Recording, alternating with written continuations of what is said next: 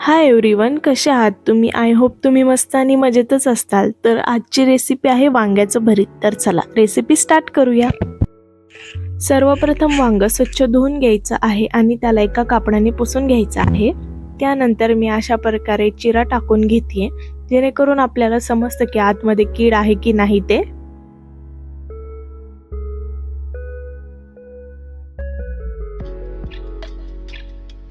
चिरा टाकून झाल्यानंतर आणि वांग्याला कीड आहे की नाही ते चेक केल्यानंतर वांग्याला सर्व बाजूनी तेल लावून घ्यायचं आणि तेल लावून झाल्यानंतर वांग भाजायला ठेवायचं. वांग भाजत आहे तोपर्यंत टोमॅटोलाही तेल लावून घ्यायचं आहे.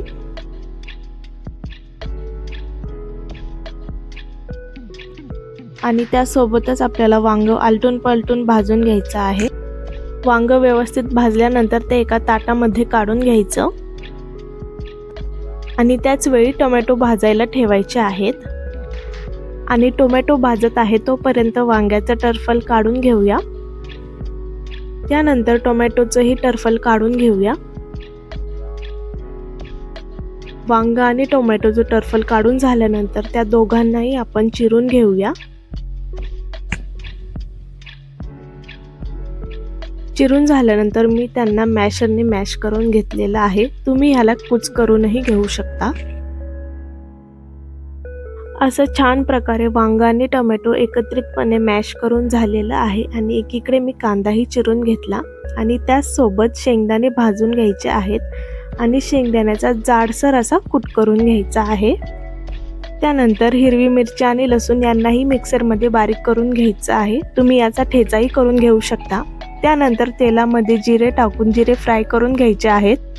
जिरे फ्राय झाल्यानंतर लसूण आणि हिरवी मिरचीची पेस्टही फ्राय करून घ्यायची आहे. त्यानंतर त्यामध्ये आपल्याला कांदाही व्यवस्थित मिक्स करून घ्यायचा आहे आणि थोडासा लालसर रंग येईपर्यंत फ्राय करून घ्यायचा आहे. कांदा फ्राय झाल्यानंतर त्यामध्ये शेंगदाण्याचा कूट टाकून तोही व्यवस्थित परतून घ्यायचा आहे. आणि त्यानंतर त्यात गरम मसाला टाकून तोही व्यवस्थित मिक्स करून घ्यायचा आहे.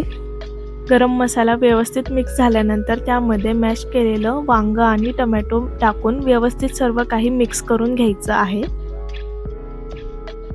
त्यासोबत चवीनुसार मीठ टाकून पुन्हा एकदा सर्व मिक्स करून घ्यायचं आहे. सर्व काही मिक्स झाल्यानंतर बारीक गॅसवर 5-10 मिनिटं शिजवून घेऊया. 5-10 मिनिटं झालेले आहेत आणि तुम्ही पाहू शकता वांग्याचं भरीत रेडी आहे. यावरती कोथिंबीर टाकून कोथिंबीरही व्यवस्थित मिक्स करून घेऊया. हे वांग्याचं भरीत तुम्ही चपाती किंवा भाकरीसोबत खाऊ शकता, पण भाकरीसोबत खूप छान लागतं. तुम्ही ही रेसिपी एकदा नक्की ट्राय करा आणि तुम्हाला ही रेसिपी कशी वाटली ते कमेंट करून नक्की सांगा. भेटूया पुढच्या रेसिपी सोबत. तोपर्यंत बाय.